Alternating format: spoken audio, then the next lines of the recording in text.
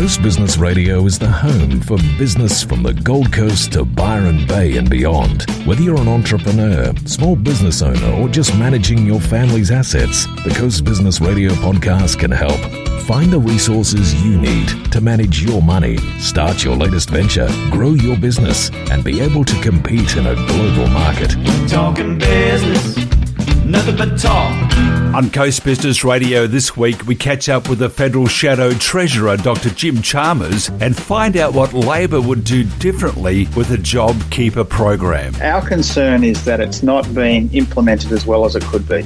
And what I mean by that is there's a lot of workers who have been either accidentally or deliberately excluded from the scheme. Dave Rubin has a new book out called Don't Burn This Book, Thinking for Yourself in an Age of Unreason. And he believes every problem the government solves makes the problem worse. Almost everything that we talk about politically is a government solution to a government problem. Having grown up on the Gold Coast, the ALP's Meaghan Scanlon MP is committed to Queensland's tourism industry. There's a lot to do in terms of, engaging with stakeholders, making sure that we're assisting in creating new products and also enhancing some of the products we already have here in Queensland. Trade tensions with China could cripple the Australian wine industry, which is already struggling to bounce back from multi-million-dollar losses caused by drought and COVID-19. Mike Hayes, president of the Queensland Wine Industry Association, says that further damage to the relationship with China could be devastating. They'll simply go elsewhere. Now, this could be crippling for the Australian wine industry.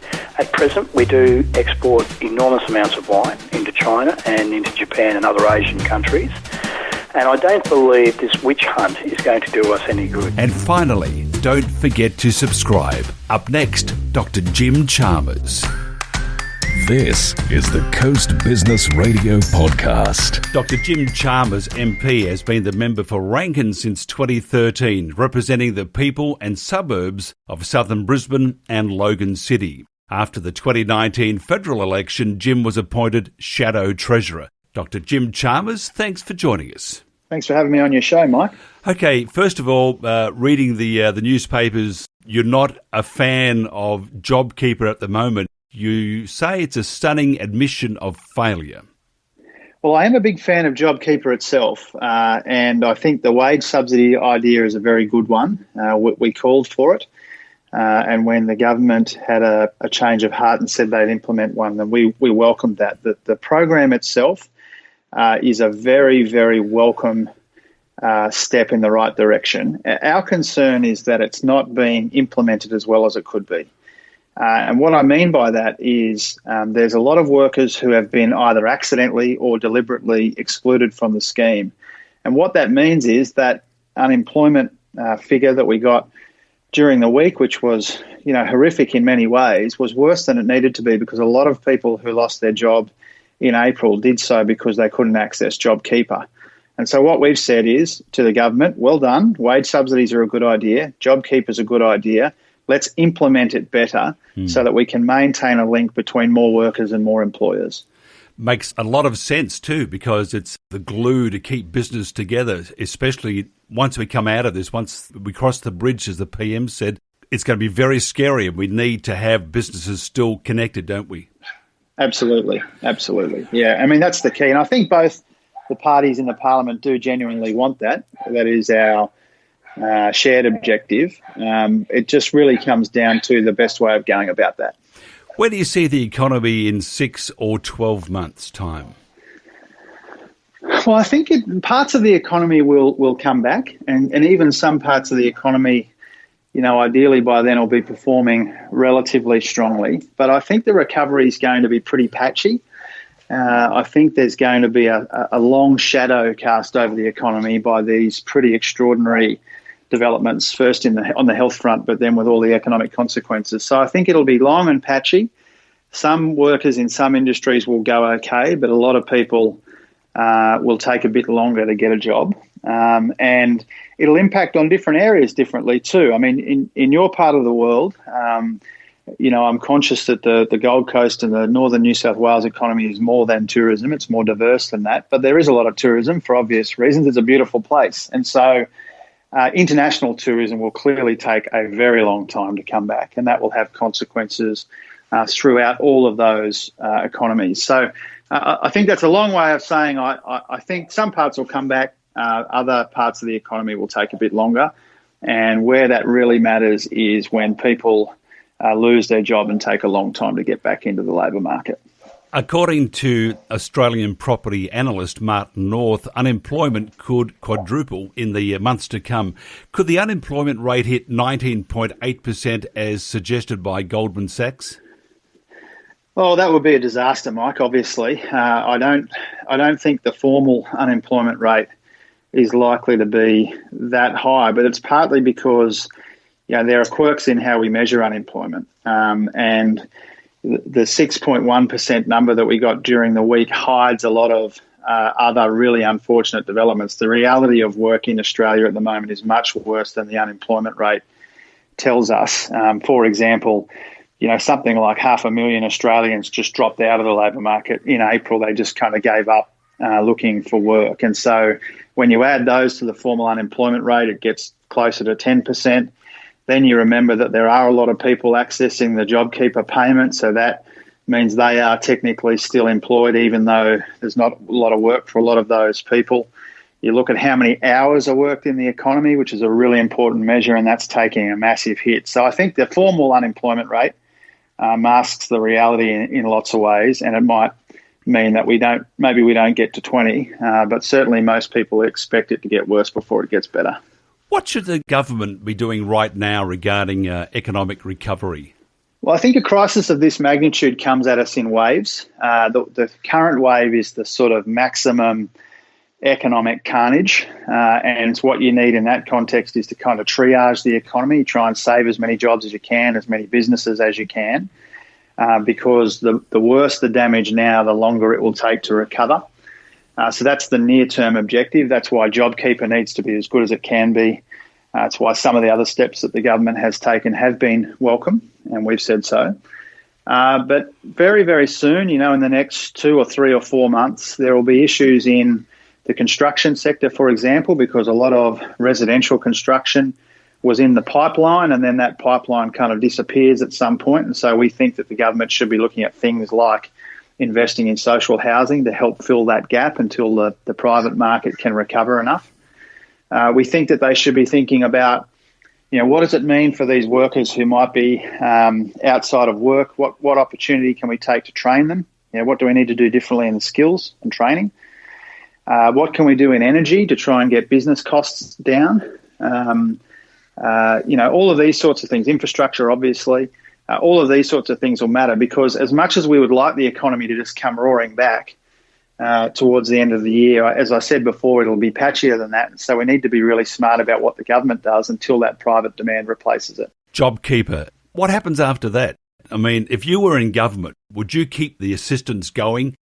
I think eventually, when it comes to JobKeeper, at some point in the future, we'll have to go back to how things were. But we think that the government needs to be a bit more flexible about it, a bit more considered about it, really for this reason. As it stands right now, the policy assumes that on the last Monday in September, we'll wake up and everything will be fine. All of the support will be pulled out of JobKeeper and people will be on their own again. And, obviously, ideally, we'd love to think that, that soon things will be fine, but we don't think they will be, and the Reserve Bank and others don't think they will be. And so what we've said to the government is, we want to be constructive about this. Let's have a conversation about how we might taper it or target it or do something different for specific industries. All of these things should be considered because we don't agree this term that the Prime Minister uses about the economy snapping back. We don't think it'll be that simple or that soon. And so I think they need to tweak the JobKeeper so that it's tapered or targeted or some combination of those things rather than just snapping back to normal immediately in the last weekend of September. Some commentators have said the cure is worse than the disease. What are your thoughts? Because we haven't been cured. September comes around or thereabouts and we have less assistance. Businesses are told, go out, almost go out and survive. I can think of other words, but I won't do that. But Jeff Kennett used to say, "Go forth and multiply." So maybe something like that. But maybe the cure is worse than the disease. Yeah, I don't think I would sign up to that, Mike. You want lots of voices in this conversation. It's good to consider, opinions that might be different to your own. But I think largely Australians have done a really terrific job in containing the virus by, in large part, doing the right thing, staying apart from each other and making smart decisions. I think that's been, you compare where we're at compared to the rest of the world on the health front, and I think we've done very well. That obviously brings massive economic consequences, businesses need support to keep people on the books.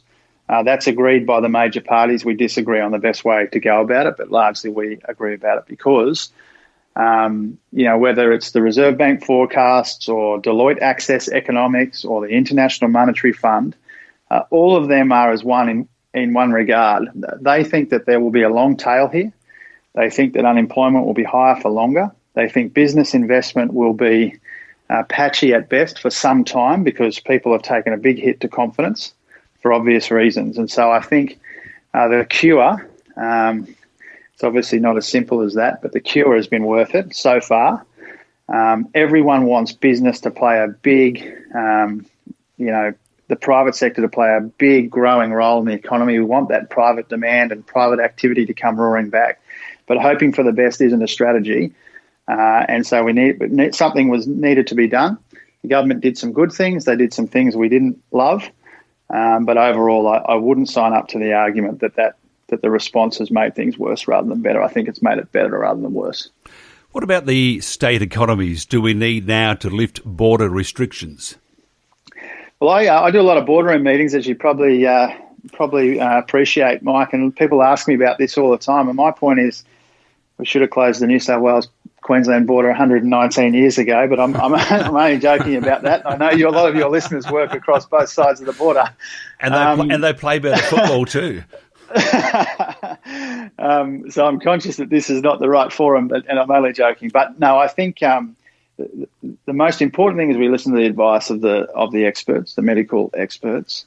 No doubt, most, if not all, people want to see businesses reopen, borders reopen, people back to work as soon as it's safe to do that. But it is really important that it's safe to do it before we make these kinds of decisions, because the worst thing from an economic point of view and a small business point of view would be if we went too fast and we had a substantial outbreak of the virus and had to close things down again. I think the hit to confidence would just be extreme. And so we need to be really careful and really considered and rely on the advice. What should Australia be then doing with sectors such as tourism, education, agriculture, given our huge dependence on China? Well, I think a lot of those industries are thinking about, what their offering looks like after the crisis. And I think for a lot of people, they've worked out, they might be very dependent on the big market of China. And a lot of industries and a lot of businesses, including, many I've spoken to, are getting their best minds together to work out, whether they can be more diverse in their offerings overseas. That will be different industry by industry. It'll be different business by business. But I think that's one of the things that people are working their way through at the moment. Clearly, China's growing economy has been an enormous positive for Australia for some time now, and we shouldn't overreact to what's gone on here in a business sense or an economic sense, because that will still be a massive growing market for Australian goods and services for a long time. But I think businesses are trying to work out, what's our optimal mix when it comes to where we sell our goods and services. It's not wise at times to put all your eggs into one basket. My grandma used to tell me that, not really, but it sounded good. But but we do have a lot of our eggs in the Chinese basket, and the give you an example how they're not all that impressed at the moment with many countries, as you could well imagine. In Sweden, the Chinese ambassador there said, to our friends, we give wine. To our enemies, we give shotgun. That's a pretty scary thing to say. So the relationship with China, we need to retain our own identity. We are our own country, but we also need to recognise, I imagine, that they're our major trading partner. Yeah, absolutely. And that's why, the relationship between Australia and China and the relationship between lots of countries is extraordinarily complex.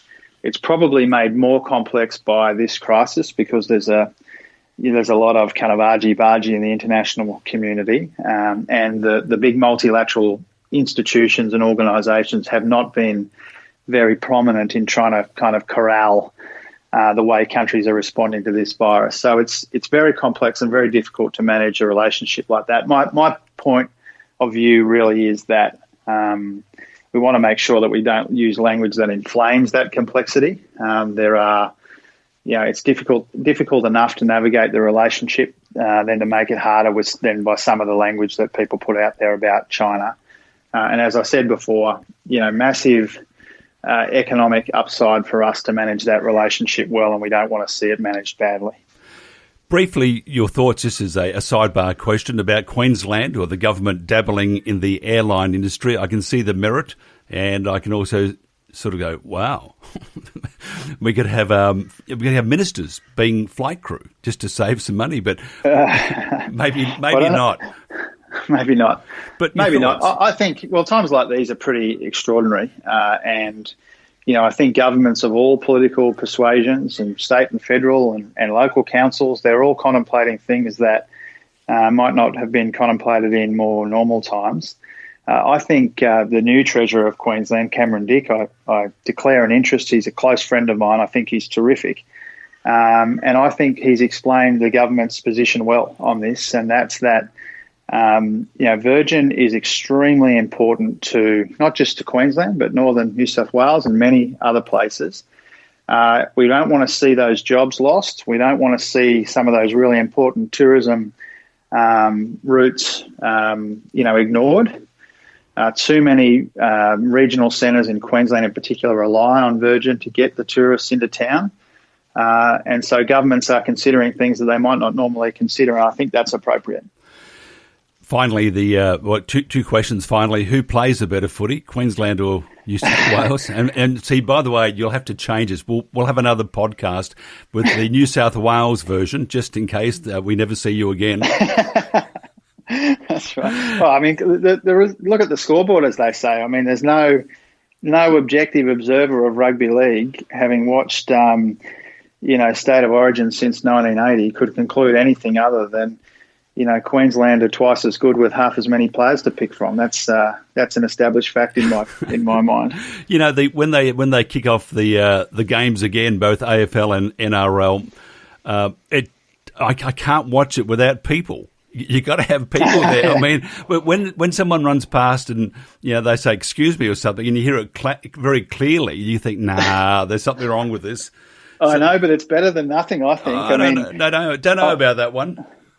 I wake up because I go for the Broncos, and I wake up every Friday since the shutdown, and one of my first thoughts is, "Oh, who have we got tonight?" And then it dawns on me again that there's no footy, and it's hard not to have it. I'd rather any version of it than nothing. I don't know about that one. I'm an AFL boy anyway, But they played one round of AFL football, and truly at the MCG with nobody there, it looked like it was just a farce. I mean, I couldn't believe how bad it was, and my side lost anyway. So I'm glad they stopped the season for a while anyway, just so that we can enjoy. Well, I go for the Lions in the AFL, and they're none from one. The Broncos are undefeated. So if they cancelled both seasons, one of my teams would be undefeated, the other one would be without a win on the board. So it's a sort of a Jekyll and Hyde attitude there, isn't it? That's it. Yeah. All right. Thank you very much for your time. By the way, what are you doing for the weekend? Just to let us know. Are you coming to New South Wales, where they're waiting for you? That's right. No, best I stay away. We've got a brand new dog at our house, Mike. I can hear that dog in the background. Yeah, I'm sorry about that. We've had a dog now for about 20 hours. So I suspect there'll be a bit of trying to sort the dog out and get the dog used to the 3 little kids at our place over the weekend. Dr. Jim Chalmers, thank you very much. Thanks for your time. I appreciate it. To keep us all safe and to help our health workers, it's vital to know quickly if you've come in contact with someone who has tested positive for coronavirus. It's why we've introduced the COVID Safe app. With your privacy protected by law, COVID Safe keeps a secure note of other users you've been near if you have to go out. So, if they test positive for coronavirus, you'll be notified. It'll help us stop the spread sooner so we can get back to the things we love. Download COVID Safe today. Authorised by the Chief Medical Officer, Canberra. You're listening to the Coast Business Radio podcast. Dave Rubin launched his political talk show, The Rubin Report, in 2015, and his guests are both people he agrees and disagrees with, including those who have been dismissed, deplatformed and despised, but not beheaded. As a result, he's become a voice of reason in a time of madness. The Rubin Report is about free speech and big ideas, and taken on the most controversial issues of the day. It's on YouTube, and as an audio podcast, has over 1 million YouTube subscribers, and is a top political podcast on Apple and Spotify, and a brand new book. Don't burn this book. Thinking for Yourself in an Age of Unreason. Dave Rubin, welcome. It's good to be with you. You know, I'm going to have to confirm that none of my guests have been beheaded. I think you're correct, but I'm going to have to check the paperwork here because, you know, things move fast these days. You never know. Okay, why do you call this an age of unreason? Well, you know, the idea of sitting down with people that you agree with and that you disagree with and not beheading them, that is something that humans have been doing for a long time. I mean, you know, this shouldn't be new. This shouldn't be something that's considered unique or rocket science. And yet it is. You know, wherever you travel, I've traveled the world over the last couple of years touring, and I was on a speaking tour with Jordan Peterson. Got to spend plenty of time in Australia, by the way, which was absolutely wonderful. But whether you're in Australia or in the States or you're in the UK or in Canada or wherever you are, we did a bunch of the Nordic countries. Somehow the idea of just chatting about things honestly seems to have really been lost. And, you know, what humans have that separates us from the animals is the ability to think. It's the ability to reason. And you need to map reality against someone else. When you ask me a question, I can give you an answer. I can follow up in a way that allows you to follow me up in another way, and then we can do the intellectual dance. When we can't do that because we're attacking each other, well, it leads to unreason. So I think part of the reason, so to speak, that we're so polarized these days is because we're just refusing to have the conversation. And I've been one of the people that's trying to fix that. On your videos, a theme that comes out of the videos and from the book and people you've spoken to, you seem to worry that people won't stand up for what they believe in. Yeah, I think this is actually probably the biggest affliction in the West that we're dealing with right now. I mean, outside of coronavirus, obviously. This idea that good people who have what I would say are generally moderate political views are just afraid to say what they think. I mean, think of anybody in 2020. If you live in any of the Western nations, man, you have it so much better than your grandparents. I'm sure if you think for a moment, or any of your listeners think for a moment about their grandparents or great-grandparents or generations before them, it's like, damn, we got it good. We're walking around with iPhones and we're telling people that we're oppressed. This is kind of crazy. So I'm trying to get people to understand that, yeah, we've got it good, but that's tenuous at best because there are always forces looking to take away that goodness, and that we better fight for it and not be afraid to say what you think. If, you know, to walk around in America in 2020 and be afraid to say you're for low taxes or states' rights or you're a Trump supporter or whatever it may be, it's a very, very dangerous thing because you're giving oxygen to the people that would gladly take away your freedoms. My whole family are liberal or lefties, and very much on the side of the left, and I'm on the other side, of course. I'm waving that flag by myself and haven't yet been beheaded. And there's two things that they do when I bring something up, because they like to have the final say, as families do. And it's either, there he goes again, or my dad goes, ha, ha, ha. And that's it. And it's no discussion. Really frustrating. So why do you think people need guidance to think for themselves? Why has it become harder, taking my family out of the picture? Well, we shouldn't take your family out of the picture because a lot of this does start with family in a way. You know, you learn from family either how to communicate or how not to communicate. And sometimes if they teach you how to communicate well, you can take that into the world. Sometimes if they teach you how to not communicate, it can stumble you out into the world when you don't know how to do it. I think there's many reasons that we've ended up in this situation. I think a lot of the reasons have to do with our education system. I think a lot of the reasons are that the bad ideas of the day, so say identity politics, this idea that we should group each other based on, our sexuality and our gender and our skin color and things that really most of us free people don't really care about. I don't, when I meet somebody, I don't care if they're man or woman or gay or straight or black or white. It's like, if you're an interesting person, you got something to say, you're fun or whatever it might be. It's like, that's what I'm interested in. But identity politics have seeped in a very dangerous way. And then what happens is they're easy to accept. It's very easy to accept, black people should think this, gay people should think this, women should think this. And then to deprogram people out of that is really tough. And I think a lot of young people are dealing with that, where they see their friends sort of get brainwashed by these very simple yet wrong ideas. And it takes work to get people out of that. It ain't easy. You were once a lefty or a liberal, and now you've come over to the other side. You've done it twice in your life. Which was harder, coming out and telling the world that you're gay, or coming out and telling the world that you've seen the light? Hallelujah, brother.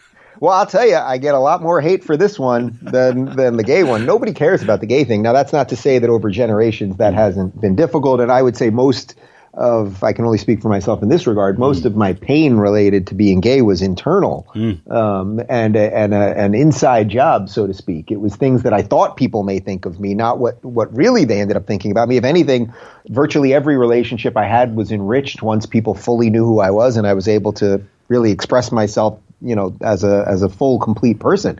On the other hand, coming out as virtually anything but a progressive, but a card-carrying intersectional lefty, you're going to get a tremendous amount of hate from the left, and that keeps a lot of people in that political closet. So, if I say anything on Twitter, I get an army of, pink anime foxes telling me the worst possible things, and they're all lefties.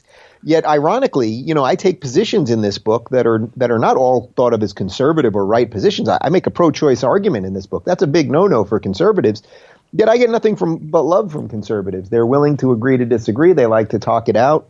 So I would say coming out of the political closet has had much more of a negative cost. But I would say that negative cost has absolutely been worth it. Has the liberal or the left evolved from?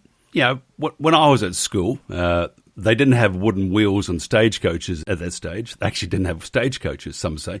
But has it changed from then, from 20, 30 years ago to now? The liberal or the lefty seems to be more of a beast and a controlling beast. Well, that's not what liberalism is supposed to be. And that's why one of the things I try to do all the time is explain to people, leftism and liberalism have nothing to do with each other. Liberalism in its truest sense is live and let live, which many people in a modern way think of as libertarianism.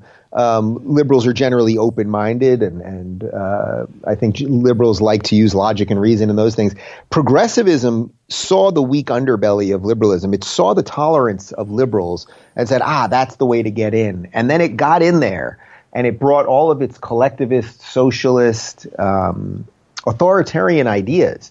And it basically eliminated the liberals. So there aren't really many people waving the flag of true liberalism anymore. In many ways, I always tell people that defending my liberal principles is becoming a conservative position. The liberals, if you're a Star Wars guy, basically they executed Order 66 on the liberals, and they've taken them out like they took out the Jedi. And there's a couple scattered throughout the galaxy, but they're having trouble communicating. Okay, big government. The left love it. They don't question it. Is this apathy, ignorance, dishonesty, or, according to Dave Rubin, is this something more sinister? I think you could probably make arguments for all of the ways you just described it. The idea of big government, the idea that this big sort of central planning albatross can tell us all what to do and that it somehow is inherently good and will not go out of control. I think it's just a childlike dream. Most of the bad things that have been done in history have been done by big governments in the name of being good. That's what progressives and lefties and socialists always forget. All the times where socialism tried to appear, it came in the name of equality and decency for everyone and free this, free that. And then you end up killing a lot of people in the process because these ideas are very anti-individual. So then free people try to stand up to it and they usually get taken out. At a business level, I mean, I think the thing that I'm most proud of actually is that when I talk about my small government principles, low taxes, low regulation, the light touch of government, those are the exact principles that I've built my business with. And I have a very successful business that's highly profitable. I pay my guys extremely well. I pay for all of their health insurance. And by the way, I do that not because I'm some benevolent leader, but the more that I treat my team well, the harder they'll work for me. And that in turn allows us to grow and do the things that I want to do. That's the beauty of capitalism and competition. There are win-win situations as opposed to socialism where it's some people will win. And then once they do, you got to take a lot of stuff from them. You believe every problem the government solves makes the problem worse. Oh, yeah. Almost everything that we talk about politically is a government solution to a government problem. It's just putting a Band-Aid on another government problem. That doesn't mean that all government, I'm not an anarchist. I do believe that some government should exist. And that, by the way, is why I say I'm a classical liberal, which believes in the light touch of government. As opposed to, libertarians really want to strip the government away altogether. And I think there's some interesting intellectual arguments for that. But I think that you need I would say it's an unfortunate reality. You need some government to keep the wheels on a functional society. Just quickly before we go, because we only have so much time and I talk too much. So I've got to be... No, I've enjoyed it. Do you think we have actually overreacted to COVID-19 because the cure is looking like it's going to be a lot worse than the actual disease? Yeah, it's an interesting question because, you could also argue that the lockdowns and everything we've done perhaps did stop the spread of the disease so effectively that all the models, were wrong, which is great. That's fantastic. I think the more interesting part, which is really what you're alluding to, is, all right, well, now we did it.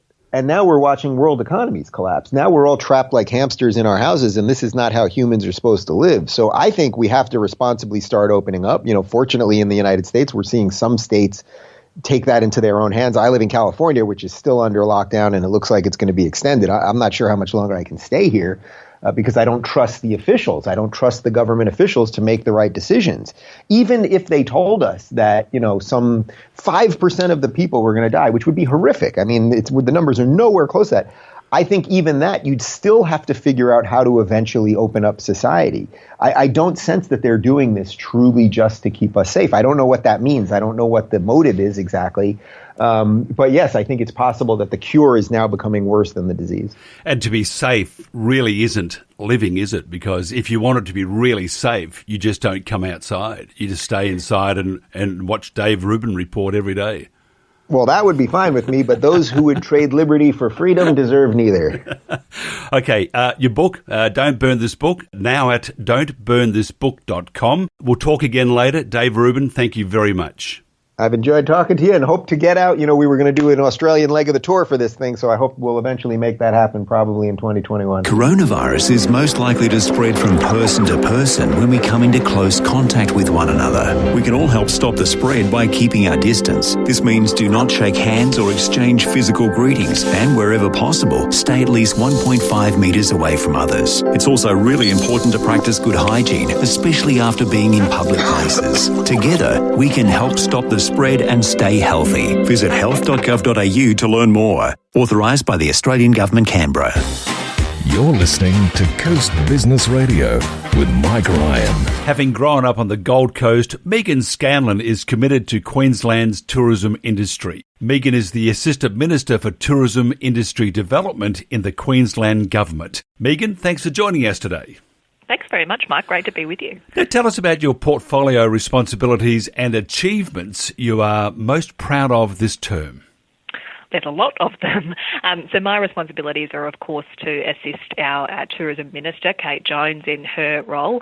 Obviously, tourism is a huge industry in Queensland, and being a born and bred Gold Coaster myself, it's a particularly big industry in this city. So there's a lot to do in terms of, engaging with stakeholders, making sure that we're assisting in creating new products and also enhancing some of the products we already have here in Queensland, but also making sure that we're marketing and tapping into all of those really crucial countries and states to make sure that we increase visitation and increase spend in this state. So some of the things I suppose I'm most proud of, particularly from a Gold Coast perspective, are the underwater dive site that we've been able to work with the City of Gold Coast around constructing, which I think will be really exciting and certainly a very new offering here on the Gold Coast.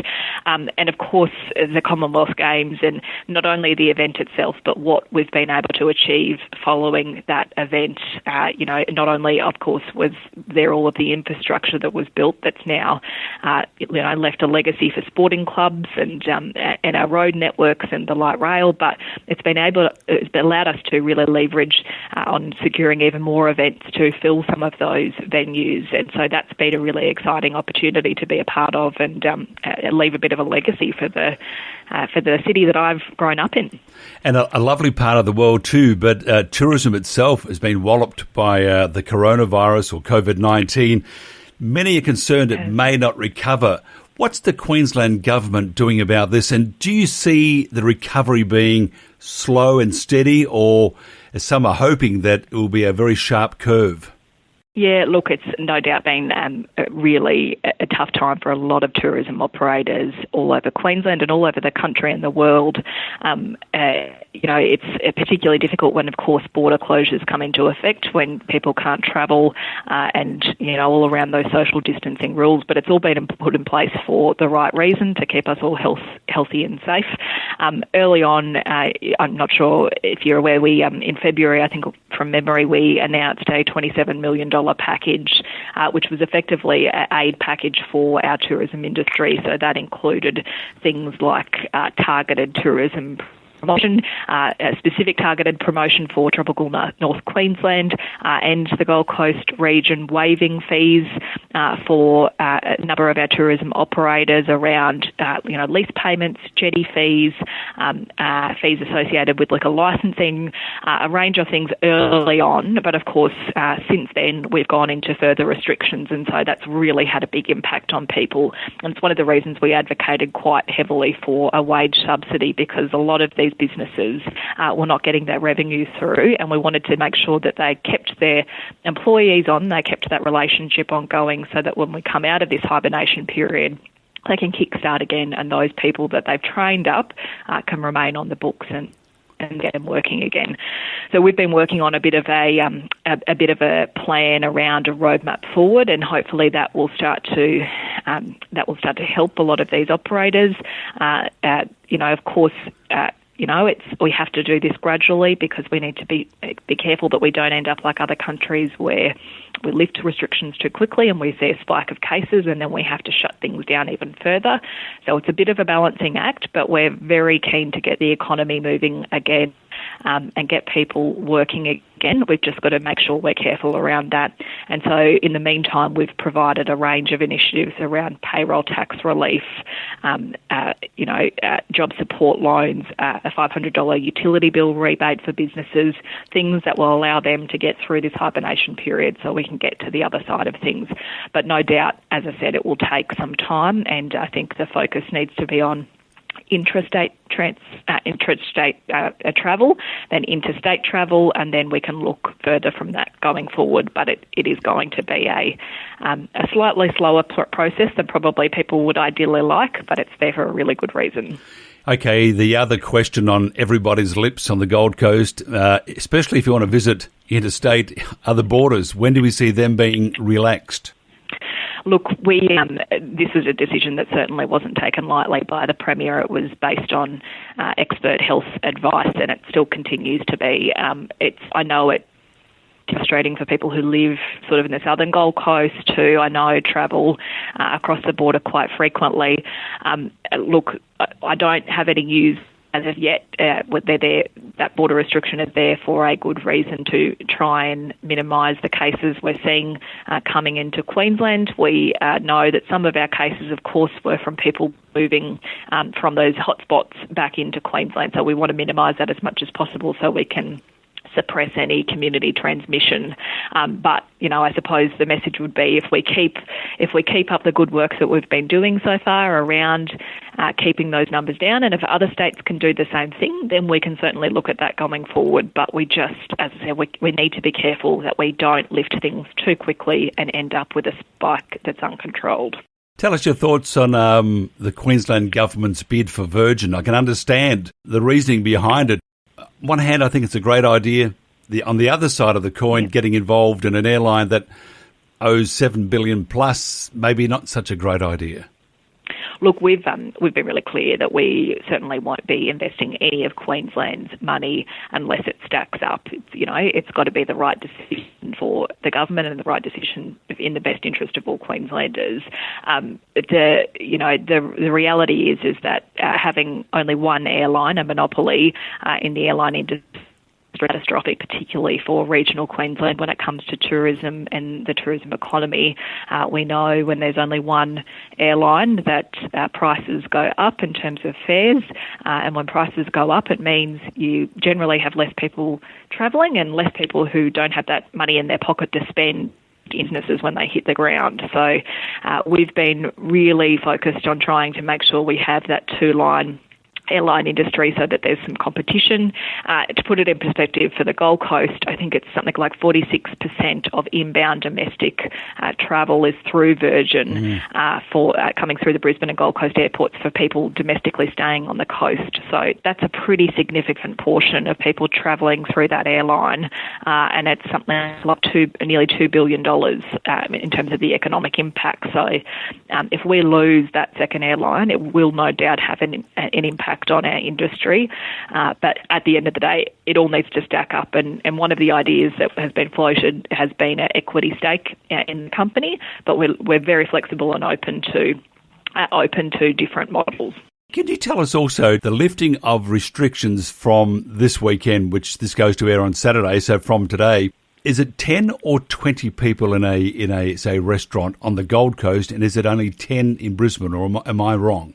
So it's only 10 on the Gold Coast and in Brisbane. The Outback has some slightly different rules, right, just obviously based on their numbers. And the Outback is a very, it's a far more people are far more spread apart than they are in southeast Queensland. So as of Saturday, people can have in cafes, in restaurants, you can have people dining in, but they need to adhere to all of those checklists, the COVID-safe checklists that we've put out for each of those industries.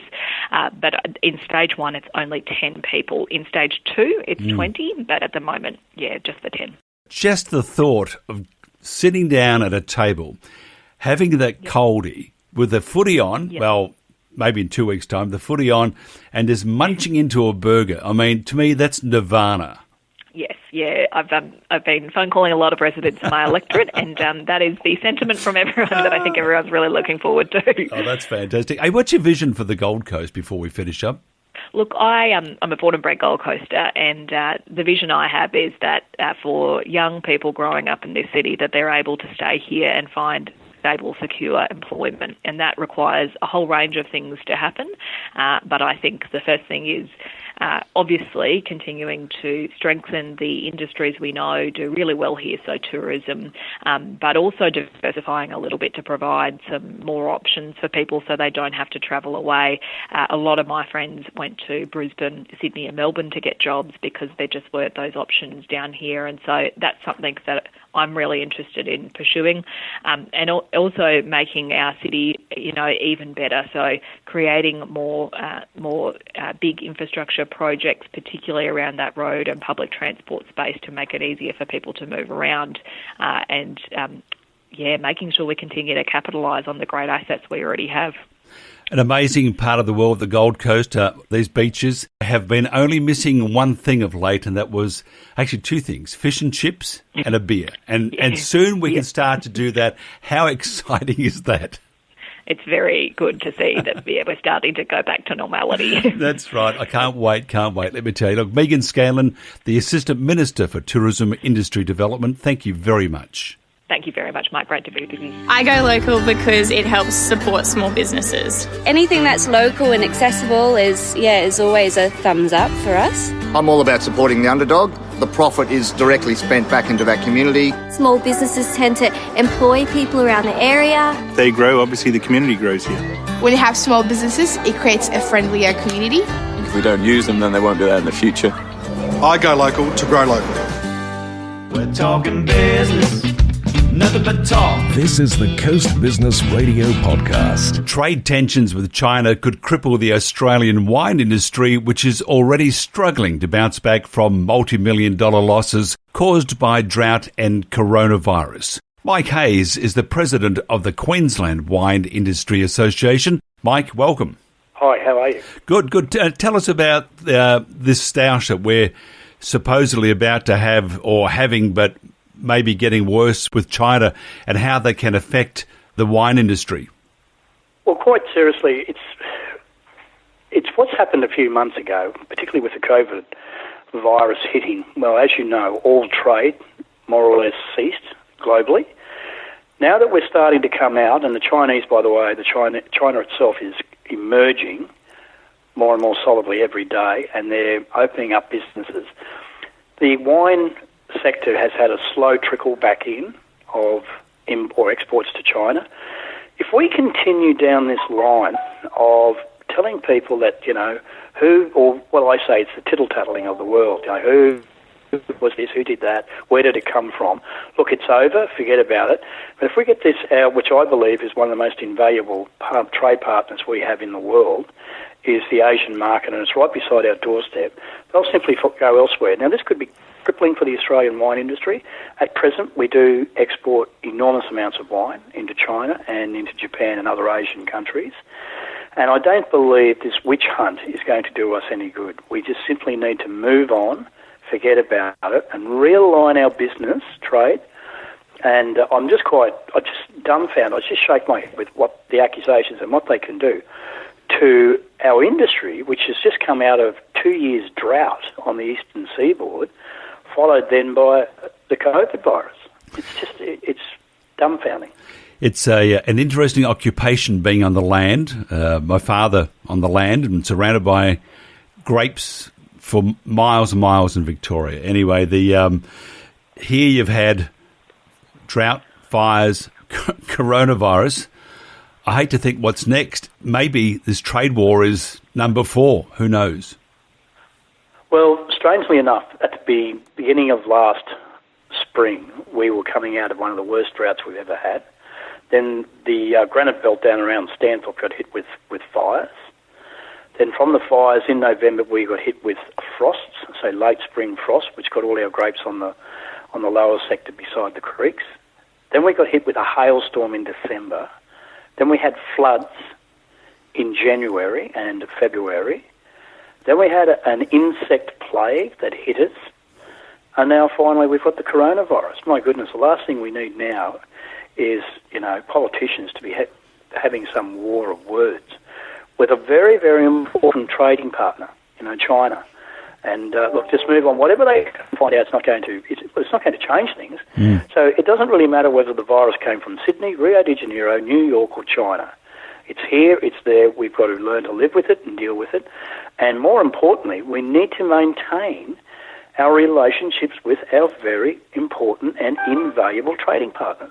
How has the Queensland wine industry been doing in recent years in exports to the various markets, including China? Well, look, speaking for the bigger wineries in Queensland, as you would realise, there's a lot of small boutique wineries, which are any from 50 tonne down to some of them are only producing 15 to 20 tonne. And it's more of a lifestyle for them, and they're quite happy to coexist with the domestic trade and the small trickling of wines into restaurants or fine wine bottle shops around Brisbane and the Gold Coast and the Sunshine Coast. But the bigger ones have been making some major steps into exporting wine to China, and they've actually had a lot of hard work in breaking down the barriers and forming quite a formidable relationship with China. And for this to have come along and happen, it's going to happen at the wrong. Because a lot of hard yards. They're doing. Yeah, sorry. China do it. They play the long game, so that in the negotiations and putting things in place and the planning and so forth. With China, that would have probably been a lot slower and more deliberate than, say, with other economies. Well, my word, and it's slow and steady, and it's also small steps will end up making a huge impact. And to more or less try and destroy this overnight, I just shake my head. I just can't believe it. The Australian industry exports an enormous amount of wine to China, and China is an invaluable partner for Australian. And I don't know, but if you have a look at the figures of how many people the wine industry in Australia employ, it's quite large. It's not just a few. We only seen what the ramifications have happened with the beef sector just recently, and how that's put the kibosh on the beef exports and what it's done already to their industry. I think you may even see if it keeps going, beef will be cheaper than chicken, you know what I mean? Which some people might think that's ludicrous, but hey, anything could be happening here. So we really need to, just move on, get away from this, what I call the crazy witch hunt of the world. It doesn't really matter where it's happened, it's here. We've all had to live with it. We all can learn from what's happened with this virus globally and ensure, or try to ensure, to put, steps in place that it doesn't reoccur. Do you think there's a small amount of hysteria being thrown into this too? Look, and I hate to say it, but it is what I call the media magnate, that, that molehill can be made into Kosciuszko or Mount Everest, and at times it can be over-publicised and exaggerated, but, and one small squeak can turn into a very, very large roar. So for me, I hope that I can, we're still trying to realign ourselves, and we've just recently sent over a container of wine to China within the last couple of weeks, but we want to maintain our relationships with the Chinese, and the last thing I want to do is have some trade embargo placed on Australian wine or Australian products. So that's not going to help anybody. This coronavirus, as we all know, it has substantially crippled the Australian economy. Okay, you're talking about the GDP, you're talking about everything, the unemployment. When I think when the job keeper stops, our unemployment will be up around 12-15%. Undoubtedly, there'll be businesses who will never come back as big and broad as what they were. But my goodness, we just do not want to be chasing away any business what we can. We want to be opening our doors and accepting everybody at the present time to get our economy up and going. The only way to get economy going and sustain a very, very, noble economy is for people to spend money and for people to make money. How do you think then the government should be dealing with their issues of concerns, which are quite legit, with the coronavirus investigation? So you're sort of walking on this very thin line, aren't you? How would you do it? What would you do? Look, having this little witch hunt, as I keep calling it, I think is quite completely irrelevant. Look, everybody is concerned where the virus originated. We're not really sure. Nobody really knows. This virus could have been in other countries prior to being made aware in Wuhan. But it may have even been in America. It could have even been in Italy. It may have started out there. We're not saying it hasn't started, but it's not I don't believe it's a manufactured virus. I reckon it's a virus that has mutated, and it has got away from us. But going forward, I don't believe that this disharmony between the two countries is going to do anybody any good. I would do it. Of course, there's some concern globally about it. There could be an investigation, but it has to be made that it's not a blame game. It's an investigation to find out the source, so this does not reoccur or have repercussions in the future. So we can prepare going down the track that a virus of this capability will never, ever again halt global economy, which it has nearly brought the globe to its knees, this virus. So, you know, and if we don't come out soon, if everybody doesn't come out and start trading soon, it's just going to have an enormous detrimental effect on the Australian economy. You know, the more and more businesses that go down, you know, the harder it is for us to fight back up. And how I would align with it, I would say, look, okay, if there's a group of countries that are concerned about where it started, we actually jump in and say, look, we're happy to support you financially or whatever to investigate this, but don't lead it. Don't lead the charge. Why would we want to be, you know, pinpointing blame game at one of our best trading partners, or if not the best trading partner in the world? Tag along, but don't be the instigator of it. It's just crazy, you know. People coming out and saying, you know, it came from you. It's a little bit like the Donald Trump, you know, like, my goodness, you know, what if you ever seen a person with foot and mouth disease, it's him. So nervous waiting times for the next week, 2 weeks, 3 weeks. Not nervous though with what you're doing at Sirame. Well, currently I've just joined Sirame in the last 18 months. And I come from 40 years' experience in the wine industry. In 2012, I was fortunate enough, just quickly, I got awarded the Churchill Fellowship to study emerging wine grape varieties all over Europe. So 50 wine regions and 650 varieties later. I've decided to invest our future here, particularly in Queensland, where we have got the eclectic mix of climates. We can establish small parcels of intricate varieties which are quite interesting, and particularly with our cuisine now and the young millennial stage coming through, they're quite interested in the new phase of wine and food. So we've developed organic vegan range, which we launched last November, and they're from, a lot of them are the Italian varieties, but we've also got a Georgian variety from the south of Russia in there. These wines are all al fresco. They're unoaked. They're brought out the same year. They're a softer, easier drinking style and very cosmopolitan and very big food friendly. You know, that's the main thing. The main focus was to bring wines out where people could just simply enjoy themselves in company or drink with food.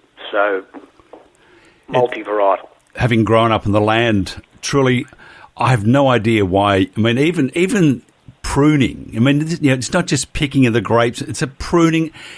Man, oh man, that is one of the hardest jobs God has ever given someone to have to do. I mean, your hands are butchered. I mean, even though you wear gloves and stuff, I mean, your hands are butchered. It's a terrible job.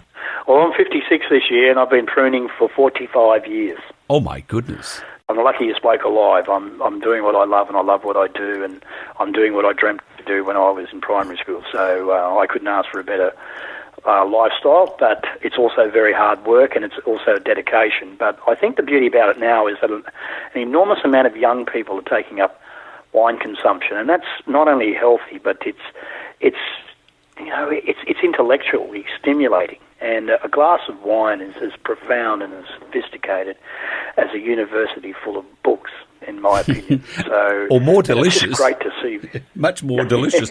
And it's amazing. And very delicious. And it's amazing how much knowledge you can acquire after a couple of glasses of wine. Oh, we all become philosophers. We do. World-led philosophers. So, and I think that's the beauty about it. But look, I've seen it come from the dark ages in the early... I began in 1979 to what it is now in Queensland, and it's just tremendous. Queenslanders, in particular, have, you know... All the only thing is, I always say, if we were as parochial about our wine industry as we are about our state of origin side, you could plant the entire state with grapes and we still wouldn't be able to supply Queenslanders enough to drink. But... you know, we are slowly winning the battle. They are coming over to our side and trying our wines and enjoying our wines. We are now leading the Australian with emerging varieties. Queensland is. Mike Hayes, President of Queensland Wine Industry Association. Thank you very much. You're welcome. Good day. This is the Coast Business Radio Podcast.